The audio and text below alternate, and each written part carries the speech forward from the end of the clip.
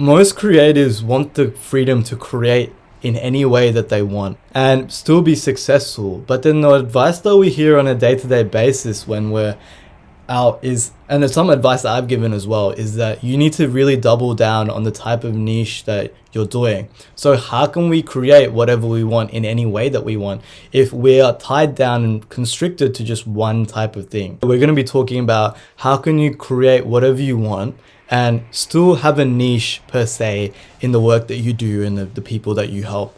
My name's RK and I help young creatives that are aspiring to monetize their craft in a fulfilling way. If you like the kind of things that I'm talking about, once you trust me, I would love to have a chat with you about how we can do so for you. It's the first link down below. What I want to talk about today is this whole thing about you don't need to have a niche in your skills in the creative work that you do, but it's important to have a niche in the type of people that you're helping so that no matter what kind of creative work that you do, you always have purpose and fulfillment in the work that you do. A problem I think I have that most of you can relate to is that when you pick up something as a creative and something sparks your interest and you want to learn something or a certain skill, there's the dilemma that might become a part of your identity, even though it's just something that you want to explore for 1 or 2 seasons. So I think this is kind of the solution, the mindset that I am going to talk about today.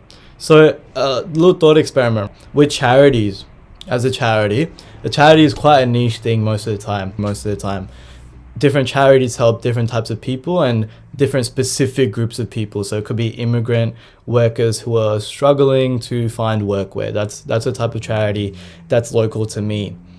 But the type of work that the charities do for these people comes in many different forms. They don't just give money to the people, but they also provide health services, humanitarian aid, references for these people. And there's so many different ways that these charities find to help these people. Understanding that you can still be niche in the type of people that you help, but the skills can be quite vast and quite diverse in how we're helping these people. So can you see how this gives us the freedom to create, but also have a purpose and a niche in the type of work that we're doing? So say an example that I can think of is, let's just say I'm an artist that wants to represent the imbalances between immigrant families in the place that I'm living. As an artist, there are so many different skills that I have that I can provide these people and so many different ways that I can express and represent these people. I would feel like I was wasting a lot of my potential if I genuinely wanted to help these people and all that I did was create art that represents them and wasn't directly making an impact in any way. We as creators, we can create so many different ideas of how we can use our skills to make an impact on these people directly.